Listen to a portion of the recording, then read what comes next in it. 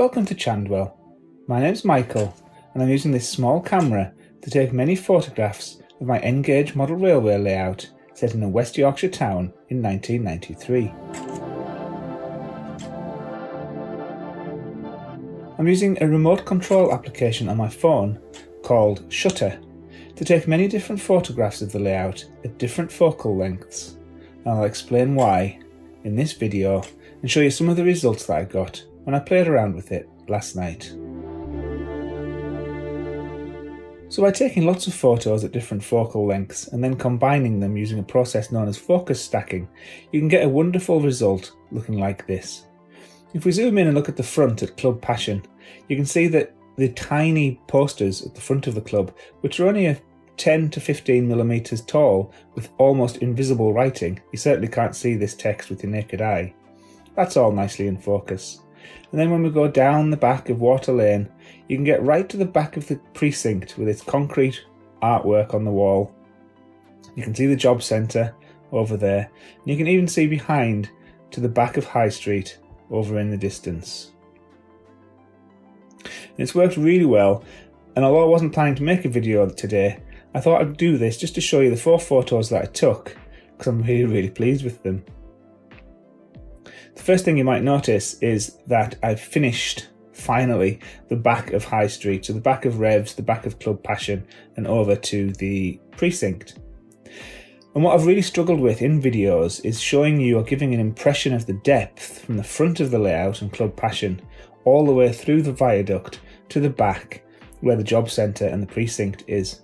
And this is the first time I've been able to get it in such a way that I might be able to let you experience the same thing that you can see with your eyes. So if we start at the front of the layout, you'll see that I replaced the water building, the simple building, with a smaller version. And you can see the posters and things on the doors. Again, you can't see these with your naked eye, but they're CWB being Chandwell Water Board, obviously. I redid the chain link fence. You remember I pulled it up at the end of the last video. It's now much better spaced, much better presented, and it's all very level as well. It still looks a little bit rough at this very close view, but you never see this with your eyes.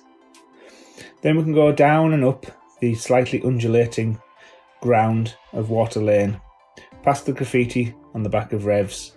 There's the little stream, and then beyond it, peering through the arch, you can see the job centre with its boarded up windows and its terrible posters. In front of the job centre, just next to a planter of the type that's built of bricks and that you will have seen if you've ever been to a 1960s precinct, you'll have the local skaters skating about in the precinct, either having fun or being vaguely threatening, whichever view you want to take.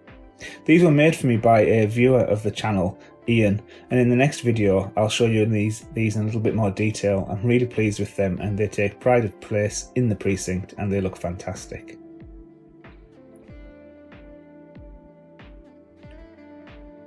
And here's a view over Chandwell itself, and we can see down by the blue building that I did a couple of weeks ago, we've got a wooden pallet there now.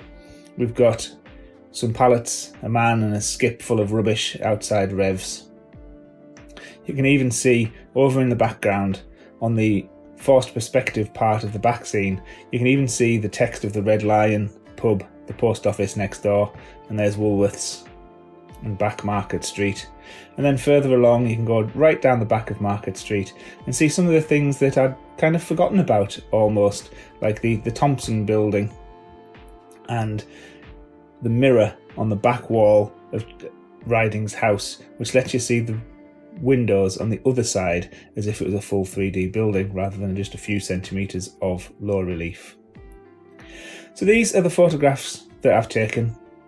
I'm really pleased with how well they've turned out. You can especially see this one, you can see some of the rubbish that I've started putting in the stream. We've got an old tap hall in, we've got a roadwork sign, we've got something special there which you will see all about next week, and some tyres and things like that. And I'm really pleased with how that's worked out. If you want to explore focus stacking, just take as many photographs as you can at different focal lengths and get them onto an iPad or a computer.